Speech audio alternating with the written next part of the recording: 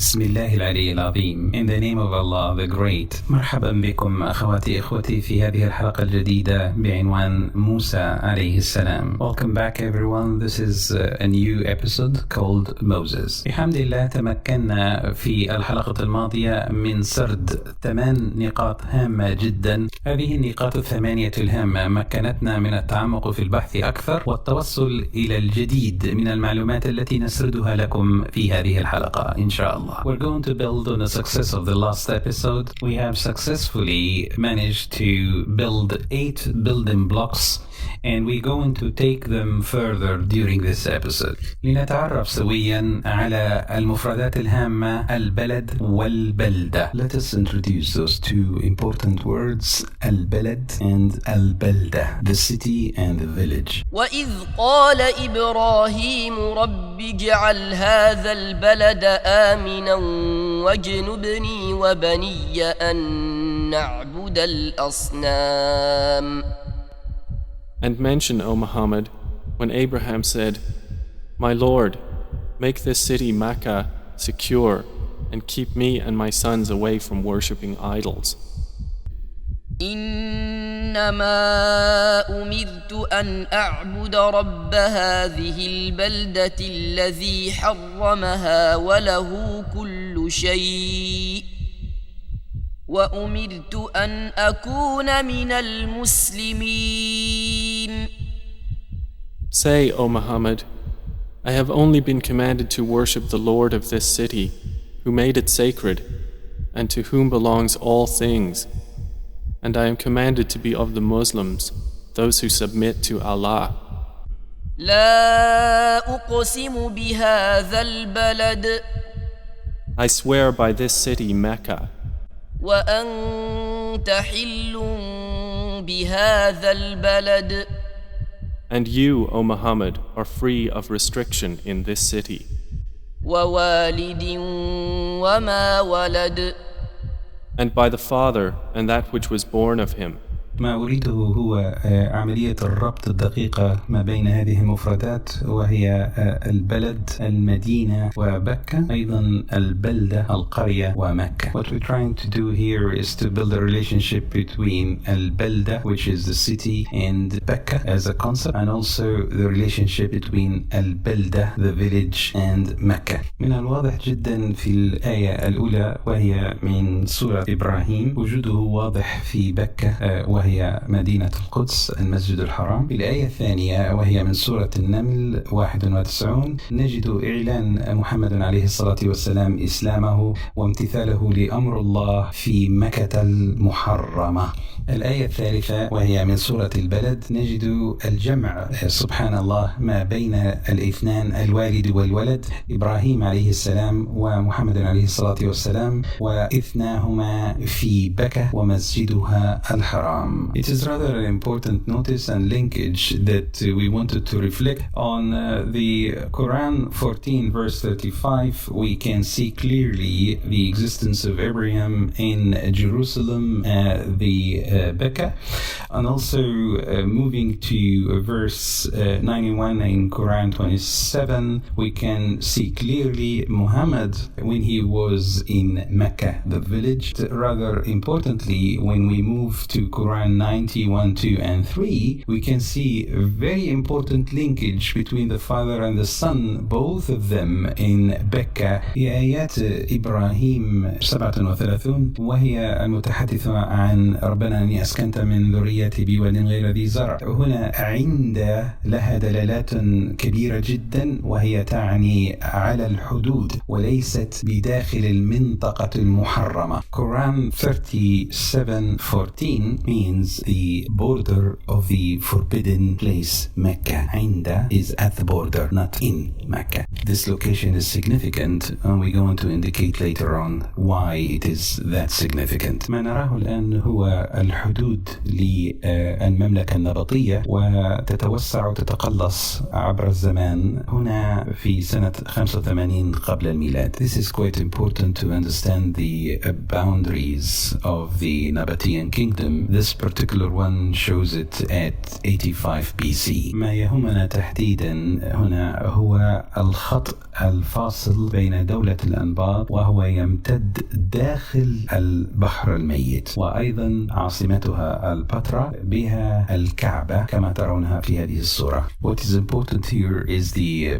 battery limit of the borders of the Nabatean kingdom, and we can see the line that runs across the Dead Sea. Also, its capital, Petra, and it contains Kaaba as it's shown here in the pictures and the 3D representation. سنتعلم سويا بإذن الله تعالى كيف تشكلت الإمبراطوريات وما هي الأجزاء المهمة التي تمس منطقتنا وكانت بالحساسية الكافية. بمصر هي المنطقة الدينية المتعارف عليها اليوم بالأرض المباركة فلسطين وعاصمتها القدس، وكانت تمتد وتتقلص حسب الإمبراطورية وإمكانيات السيطرة على المناطق المحيطة. Findings which we would like to share with you today, it is the extensions of the empires and how this empire formed, extend, and we're going to see also the very importance of Misr. Misr is the religious place with its existence today as Palestine and its capital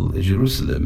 وقال الذي اشتراه من مصر لامرأته أكرمي مثواه عسى أن ينفعنا أو نتخذه ولدا وكذلك مكنا ليوسف في الأرض ولنعلمه من تأويل الأحاديث والله غالب على أمره ولكن أكثر الناس لا يعلمون. And the one from Egypt who bought him said to his wife, "Make his residence comfortable. Perhaps he will benefit us, or we will adopt him as a son." And thus we established Joseph in the land, that we might teach him the interpretation of events. And Allah is predominant over his affair, but most of the people do not know. فلما دخلوا على يوسف آوى إليه أبويه وقال ادخلوا مصر إن شاء الله آمنين. And when they entered upon Joseph, he took his parents to himself and said, "Enter Egypt, Allah willing, safe and secure." ما نعرضه الآن بحمد الله سبحانه وتعالى وكرمه علينا هو التقعيد للتاريخ الإنساني ومتطابق مع معطيات القرآن. What we are showing here today is the first time in human history putting together all existing historical events mentioned in our religious books, specifically Quran. الإمبراطورية الأخمينية بقيادة قرش ما بين 600 إلى 530 قبل الميلاد. بإمكاننا تتبع هذه الإمبراطورية تاريخيا، فكل المعلومات متوفرة وبإمكاننا الاطلاع عليها بشكل مفصل، ولكن هذا ليس المهم بالنسبة لنا. الاكتشاف هو ربطها بفترة نبي الله يوسف عليه السلام. We would like to show the Achaemenid Empire between 600 and 530 BC. Now Cyrus formed this empire. However, the significance here is the existence of this empires in the same time as Joseph, the prophet of God. هذه الإمبراطورية العظيمة امتدت إلى أوروبا، آسيا وجزء من أفريقيا، حيث أن فلسطين تعتبر جزء من أفريقيا. الحدود الجغرافية الحقيقية التي تفصل آسيا عن أفريقيا هي نهر الأردن والبحر الميت. من هنا تنفصل أفريقيا عن آسيا. This great empire shows its extensions through Europe, Asia, and part of Africa, which is Palestine only at this time.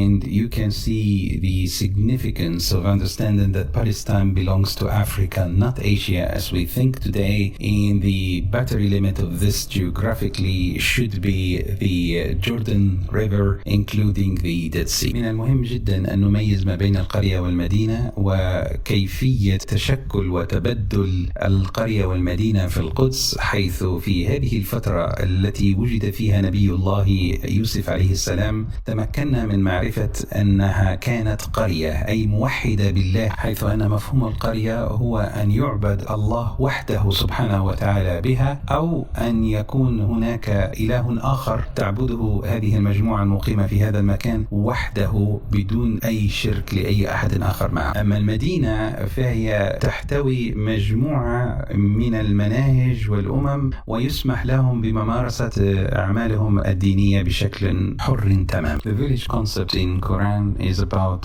monotheism, and it is praying for Allah, the creator, or any other god only. The city, though, is a multitheism where you can follow any god you want with all freedom. This is really significant in Quran, where we see the city is Jerusalem all the time and the village is Mecca all the time. The exception happened this time where Jerusalem became a village only when Joseph was there and turned it into a monotheistic place.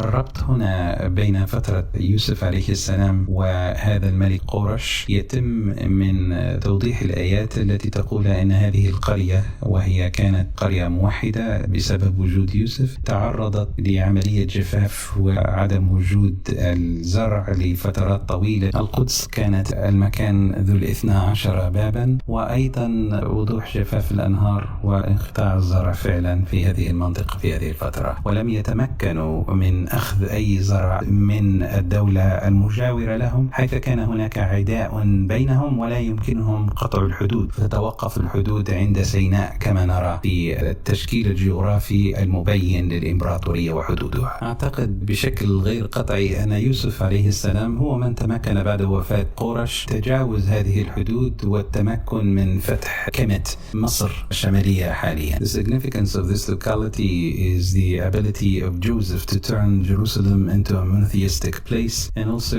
noticing that the drought that happens during this period prevented these guys for a long period of time of having any crop. They were in a state of war between the empire and neighboring western borders with Egypt, stopping at Sinai.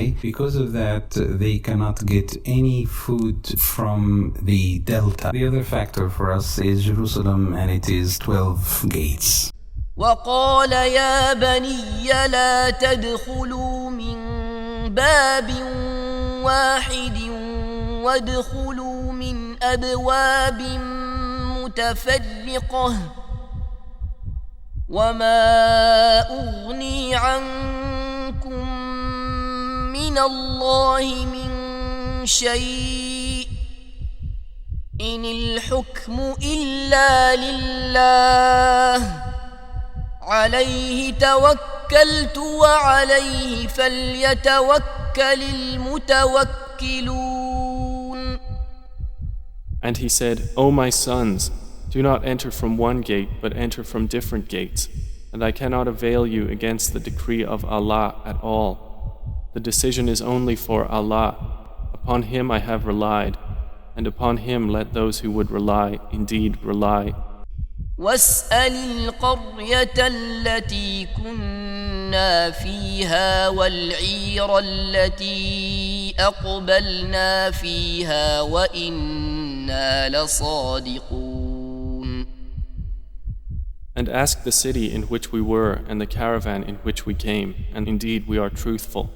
تم بحمد الله وتوفيقه لأول مرة في تاريخ البشرية تقعيد الفترة الزمنية التي وجد فيها نبي الله موسى عليه السلام بشكل دقيق حتى نتمكن من معرفة الأحداث ومتابعتها موازية لما نجد في القرآن الكريم. هنا يتضح لنا وجود موسى عليه السلام في فترة داريوس الأول، وهي الفترة الممتدة من 550 قبل الميلاد إلى 486 قبل الميلاد. For the first time in human history, we managed significantly and with accuracy to put together a link up between Moses, the prophet of God, and human history. Moses existed in the period of Darius the Great, Darius the First, and it is extended from 550 to 486 BC. من أهم المعطيات التي تسمح لنا بعرض فكرة الفرعون. يعطى هذا اللقب لأي إمبراطور تمكن من السيطرة على أوروبا وآسيا وإفريقيا. هذا من يطلق عليه الفرعون. Darius was given the title of Pharaoh exceptionally because he is the one who managed to conquer Europe, Africa and Asia altogether. بإمكاننا الآن بكل وضوح أن نرى مصر، وهي الحدود الممتدة من جنوب تركيا بشمال سوريا، أجزاء من سوريا الجنوبية مع لبنان، فلسطين، وبكامل مصر الشمالية وبرقة. هذه كلها كان يطلق عليها في فترة داريوس وموسى عليه السلام مصر. Now we can see the concept of the satrapies, which is the states, and in this one we focus on the Quranic Misr. This is the one that is shown on a map here, covering parts of Syria, Lebanon, Palestine, and the northern part of Egypt, including Barca in Libya. من أهم المعطيات التي طرحتها في الحلقة السابقة بكة لا مكة كان تحديد بشكل جيوغرافي وجيولوجي واضح جدا عملية تحرك الطبقات الأرضية، ومنها بحمد الله اكتشاف طورين: طور سينين في منطقة الأردن وطور سيناء في منطقة فلسطين، وما بينهما هو نهر الأردن والبحر الميت بالتحديد. لنتذكر هذه الآية عندما قال موسى لفرعون: قال رب المشرق والمغرب وما بينهما إن كنتم تعقلون. It's very important to understand and link up with the previous episode when we shown the movement of the tectonic plates creating Tur Sinin to the east and Tur Sinai to the west. Now we can see what's in between the two tours, which is Jordan River and the location of the Dead Sea. This is very important to link with the verse 28 from Surah 26, stating very clearly, Moses said, Lord of the east and the west and that between them, if you were to reason. نكمل سويا بحمد الله سبحانه وتعالى وتوفيقه المزيد من المعطيات والآيات البينات التي توضح لنا الأهمية القصوى التي تمكنا من تحديدها في هذا المكان بتحديد. لننظر معا في سورة 95 سورة التين. والتين والزيتون By the fig and the olive. وطور سينين And by Mount Sinai. وهذا البلد الأمين And by this secure city, Mecca.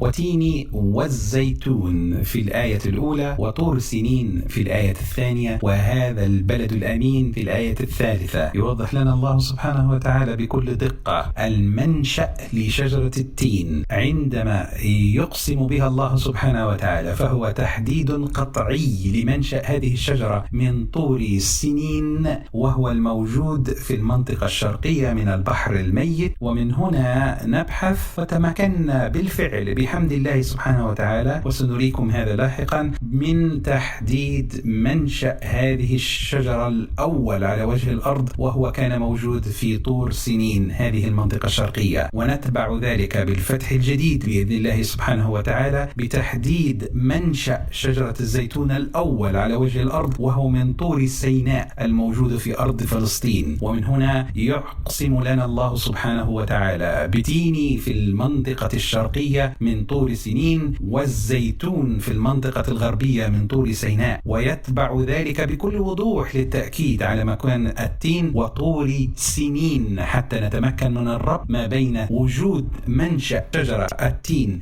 من منطقة طور سنين ويتبعها مباشرة وهذا البلد الأمين. هذا البلد لا يوجد إلا في أرض سيناء، طور سيناء، وهي منطقة فلسطين. وهنا نربط ما بين الزيتون ومنطقة فلسطين، أرض البركة وقدسها الشريف. There is a significant coupling here between Tin Zaytun, the fig and the olive, and also Tur Sinin and Balad Amin, the secure city. Now, what we need to notice is the origin of Tin from Tur Sinin. That means these folding mounds to the east of River Jordan are the origin of these trees, fig trees. And also when we look at the other side, the Tur Sinai, now we find Al-Balad Al-Amin means the secure city of Jerusalem on top of the Mount Sinai in Palestine. شجرة التين من أقدم الأشجار على وجه الأرض يعود زمنها إلى ملايين السنين، ولكننا نجد بعض الأحفورات تأكيدا لهذا في هذه المجلات العلمية التي وثقتها في منطقة الأردن منذ 6500 عام وأيضا 11,000 عام في وادي الأردن. ندعوكم للبحث أكثر والتمكن من هذه العلوم مواكبة لما أعطانا الله سبحانه وتعالى في قرآنه الكريم. It is rather important to follow the findings of the early domesticated fig trees in the valley of Jordan. Now from Quran we can follow this scientifically. The early ones I'm already mentioning here for you since 6,500 years and much earlier, like 11,000 years, and I found the fig tree in this particular region dated back millions of years. وشجرة تخرج من طور سيناء تنبت بالدهن وصبغ للآكلين. And we brought forth a tree issuing from Mount Sinai, which produces oil and food for those who eat. من سورة المؤمنون الآية 20 يعرفنا الله سبحانه وتعالى في هذه الآية على موقع ومنشأ شجرة الزيتون وهو طور سيناء، فيجب أن نربط ما بينها وما بين آيات سورة التين ونتمكن من تكملة السورة بالكامل كما أرادها الله سبحانه وتعالى. In the Surah 23 verse 20 we can see the completion of the picture that complement other verses from Surah 95. We can then understand that this tree is the olive tree and it is from Mount Sinai in the western side of River Jordan in Palestine, and Jerusalem is in top of that Mount Sinai. الآن أدعوكم بحمد الله سبحانه وتعالى لتدبر المزيد من الآيات التي تحتوي على المعاني الدقيقة. إذ ناداه ربه بالوادي المقدس طوى. When his Lord called to him in the sacred valley of Duwa. عندما ننظر لسورة النازعات الآية 16 ثم سورة الشعراء الآية 63 ونتمكن الآن من تحديد المنطقة الجغرافية التي تحرك فيها موسى عليه السلام. فنبدأ الآن بالحركة في هذه المنطقة ونتتبع الأحداث حيث تم لقاء موسى عليه السلام في هذه المنطقة وأيضا فلق البحر في هذه المنطقة، فلنبحث ونتدبر سويا. The significance of Surah 79 verses 16 and Surah 26:63 is to start to understand the locality where Moses used to move around this area, where things happened, and the significance of the Dead Sea. Now we're going to explore together these activities there. فأوحينا إلى موسى أن اضرب بعصاك البحر فانفلق فكان كل فرق كالطود العظيم. Then we inspired to Moses, strike with your staff the sea, and it parted. And each portion was like a great towering mountain. نتتبع الآن المنطقة الهامة وهي البحر الميت ومنطقة عبور موسى عليه السلام ببني إسرائيل من هذه المنطقة. نرى في بعض توضيحات التي نطرحها الارتفاعات ومنسوب المياه ما بين البحر الأبيض المتوسط والبحر الميت وغور الأردن. نرى على اليمين طور سينين في منطقة الأردن اليوم وطور سيناء إلى اليسار وهو المنطقة التي يوجد عليها تلة المروة والقدس الشريف. وفقط للتذكرة والتأكيد من جديد، تلة المروة ووجود القدس الشريف كمدينة، هذه المدينة هي المسجد الحرام بأسوارها بالكامل بكل ما تحتويه من مناطق دينية، هي المسجد الحرام. أما البيت الحرام فهو ما يدعى خطأ اليوم مسجد الصخرة، هذا هو مقام إبراهيم أنفسهم هذا هو بيت الله الحرام. It is very important to reiterate and emphasize on the facts that the city of Jerusalem is the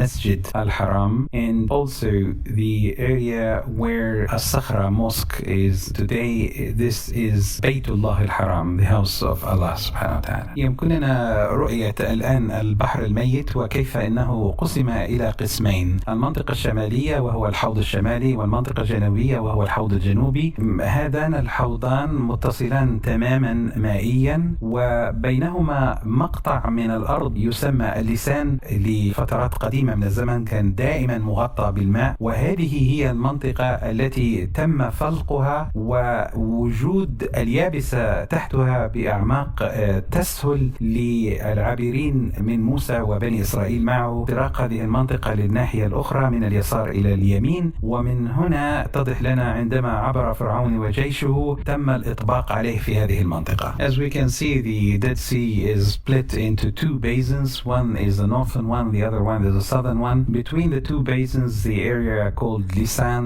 it is dry land. However, there is this amount of water that covers this portion of the land, which we will show you. This is exactly where Moses and the Israelites crossed. The water receded in this area, allowing them to move from east to west, cross from Tur Sinai into Tur Sinin, the other area of Jordan.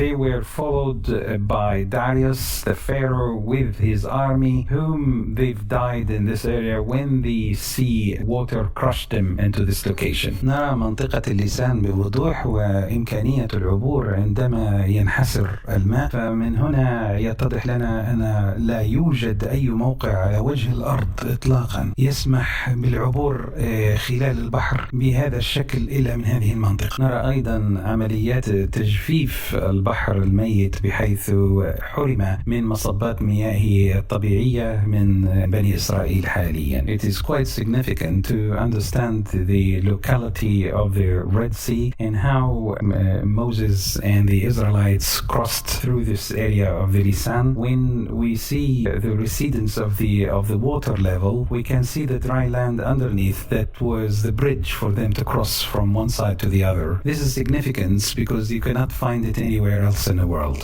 أحب أن أوضح أيضا عندما ضرب موسى عليه السلام البحر بعصاه فانفلق البحر فكان كل فرق كالطود العظيم. من هنا والحمد لله وبما علمنا الله سبحانه وتعالى أود أن أشارككم أن الطود هو ما يطلق عليه باللغة الإنجليزية تورويد، ولكن للآن كل فرق يعني أن بالفعل هو بحر تم قسمه إلى منطقتين، وهذا ما يوجد بالبحر الميت الحوض الشمالي والحوض الجنوبي. يتم تحويل كل منهما إلى فرق ويكون في كل منهما إعصار، وليست كما وضحوا لنا بعض الأفلام أو الأطروحات التي طرحت ليست سوية إطلاقا. لم ينقسم البحر بهذا الشكل الذي وضح، بالعكس تماما. هذه رؤية مغايرة تماما أعرضها عليكم اليوم بإذن الله تعالى. وجود التورنيدو الذي يسمى قرآنيا بشكل دقيق الطود هو في كل من الحوضين يتم دورانه، وعملية الدوران للاثنان تسمح للمياه بالانحسار، تنجذب إلى مركزية تورنيدو أو الطود، ومن هنا يسمح هذا بظهور اليابسة في منطقة اللسان، وهي المنطقة التي عبر منها موسى وبني إسرائيل والحمد لله سبحانه وتعالى. This is to share with you Surah 26:63 الشعراء. When Moses struck the sea with his staff, it is parted into two portions. One is the northern basin and the other one is the southern basin. Both of them has got own toroid, and this is what is called in Quran ataud. Those two toroids, when they are in motion, they pull the water, exposing the dry land in the Lisan area, which allows Moses and the Israelites to cross through this significant area. هنا نعرض بحمد الله سبحانه وتعالى نتائج البحث المبدئية، حيث تمكنا بعون الله سبحانه وتعالى من تقعيد المفاهيم الأساسية، وهي حدث يؤسس لبدء فهم وربط العلاقة الحقيقية بين التاريخ الإنساني والأحداث الدينية. وهذا شيء عظيم جدا بحمد الله سبحانه وتعالى، يعطينا قدرة الآن ولأول مرة بعد عمليات التتويه والتضليل التي قامت بها بني إسرائيل لحرف تاريخ الديني من التاريخ الإنساني وفصل بينهما. الآن نستطيع بحمد الله سبحانه وتعالى الوصل، ولكل الباحثين أمد يدي لهم وأسعى معهم في البحث والتدقيق لمحاولة إعادة اللحمة ما بين الدين والتاريخ الإنساني بإذن الله تعالى. من أجمل الاكتشافات أيضا التي تمكنا منها بحمد الله سبحانه وتعالى هي اكتشاف منطقة العبور لبني إسرائيل في البحر الميت من فلسطين إلى الأردن، والآن بإمكاننا البحث أكثر وتقعيد المعلومات العلمية الدقيقة واكتشاف الكثير من المعطيات التي أوحى لنا بها الله سبحانه وتعالى من خلال هذه الآيات. عملية التأكيد للمنشأ والانتشار لنباتات التين والزيتون هما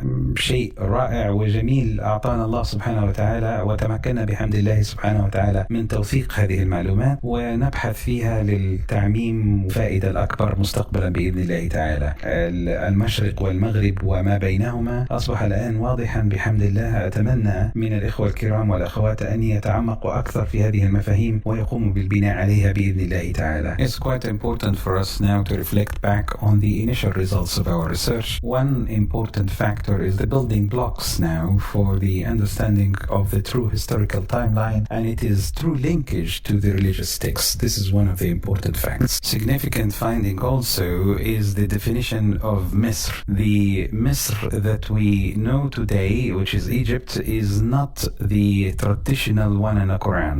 And now for the first time we know exactly what is the boundary limits and boundaries of the Quranic Misr. The importance of the significant location of the Israelites crossing with Moses has been established at the Red Sea, the Lisan area, and it is quite a significant finding that we need to expand a little bit more later on. The significant findings of the origin and spread of fig and olive, this has been established from this particular research. In addition to that, we managed to establish quite clearly from the verses east, west, and what's in between. This is now clear. It is the Dead Sea.